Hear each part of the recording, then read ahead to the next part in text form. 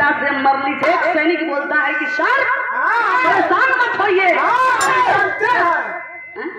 है कि सर मैं जानता हूँ वो लड़की कहाँ की है। कहता है जल्दी बताओ। बताता है कि साहब ये नामी पहलवान जो है जसवंत यादव है ना, उसकी बहन है।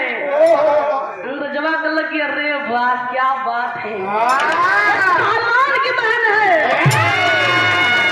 ये अंदर बड़ी अकड़ है। बताओ साली ने हमको झटका मार दिया। सुनो, अब तो इस लड़की को हासिल करने में मेरा काम एकदम आसान हो जाएगा। ए भैया तुरंत फौरन आदेश देता है और जसवंत को बुलवा लेता है कि अकेला जा।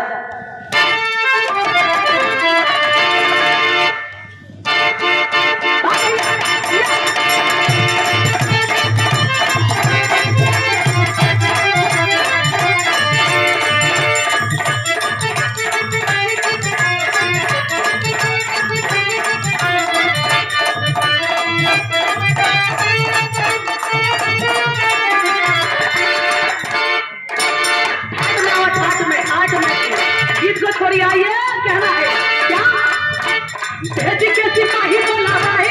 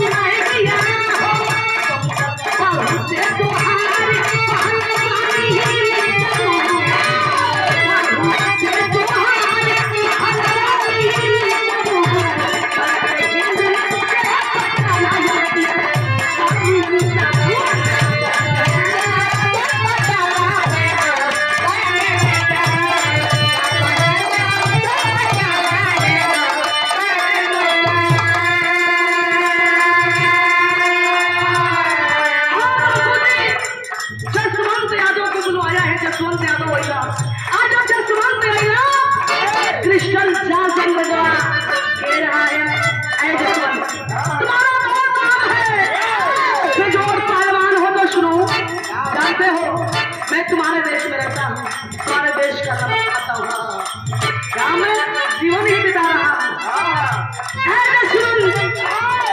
जानते हो तुम्हारा बड़ा जोर शोर में दूर दूर तक नाम है, लेकिन दिक्कत एक ही बात की है। जसवंत शाम क्या दिक्कत है बताइए, आदेश करिए। अरे जसवंत हमारे लंदन का एक मिंटो नाम का पहलवान है जो प्रतिदिन इस हिंदुस्तान को 100 गालियां देता है, बड़ा अकड़ में रहता है। वह कहता है कि हिंदुस्तानी हमारे सामने नहीं टिक पाएंगे। मगर झूठ साच का बारूद सीना में भरे लागल जसवंत के। इसका बात है जसवंत एकदम गुस्सा में लाल हुआ, सीना फुला के खड़ा हो गया, कमर पर हाथ धर के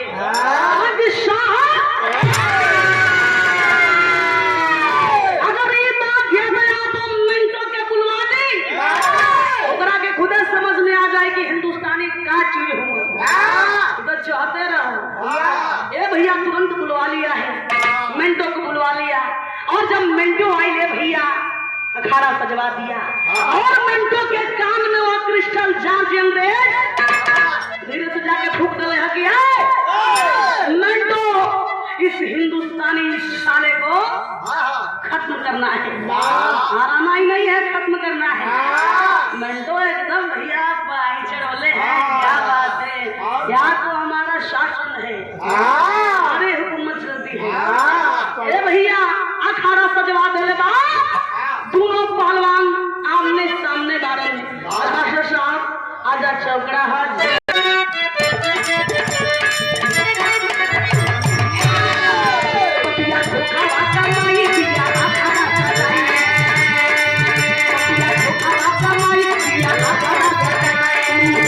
लड़ाई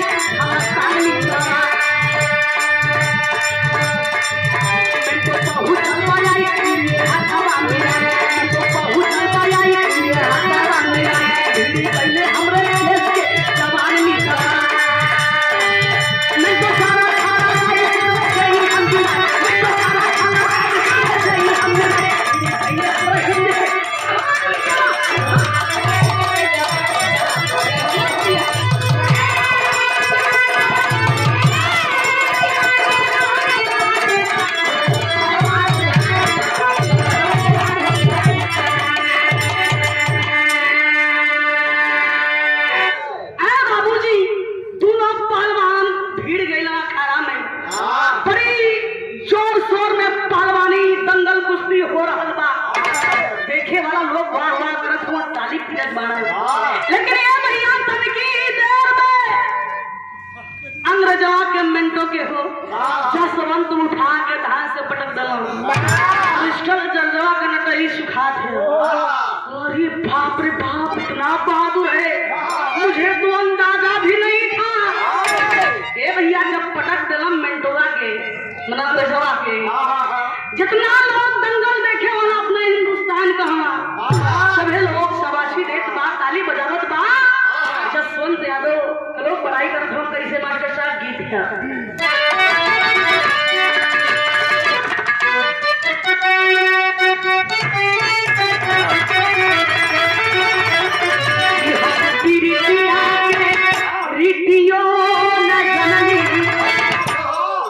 क्या बात है। सही है ना।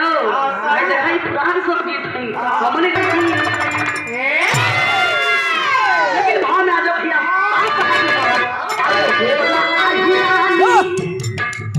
अभी लगला ठाट बना लो कि होला आहिरानी का यही सन पानी।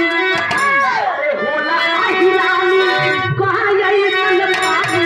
तू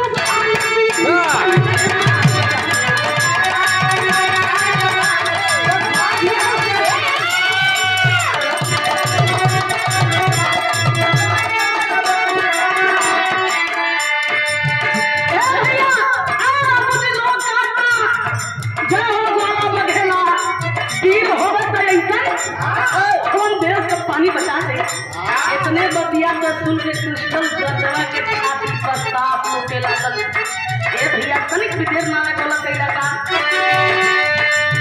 जसवंत के पिया साथी सुनली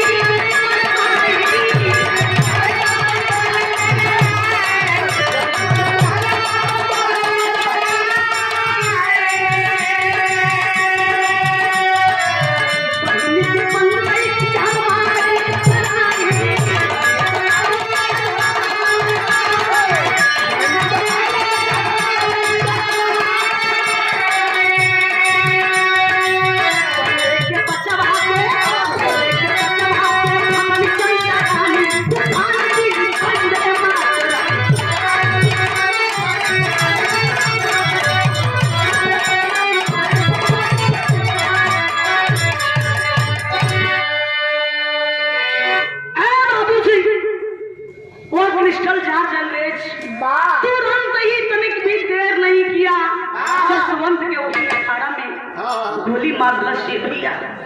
जसवंत वही अखाड़ा में तब तोड़ देना। जितना लोग बने भैया खुशी का माहौल गम में बदल गई। लोग हाय हाय कर पाए अंग्रेजवा पर कि नीच कमीना गद्दार एक बार फिर से अपने देश के पहलवान के मार दलत धोखा से मार दलस। भैया लोग हाय हाय करत बा। क्रिस्टल चार्ज तुरंत अपने सैनिकों के साथ भैया सैनिकों के साथ निकल जाता है जसवंत की झोपड़पट्टी। जसवंत की झोपड़पट्टी जाकर बाबूजी झोपड़ी में आग लगा दिया। जसवंत का घर है बाबूजी धू धू करके जले लागल। बैन गुंजा जब देखिए कि घर जलत बा, अपनी भाभी चंदा को चता रही है।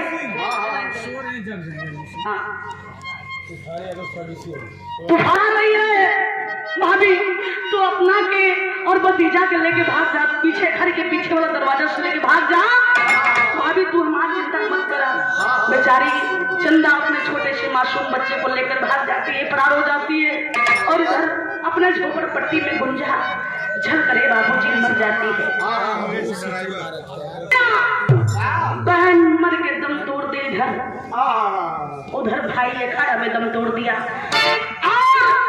चंदा अपने मासूम बच्चे को लेकर के कहाँ जाती है मास्टर? गीत लग जा बजा के आ जा।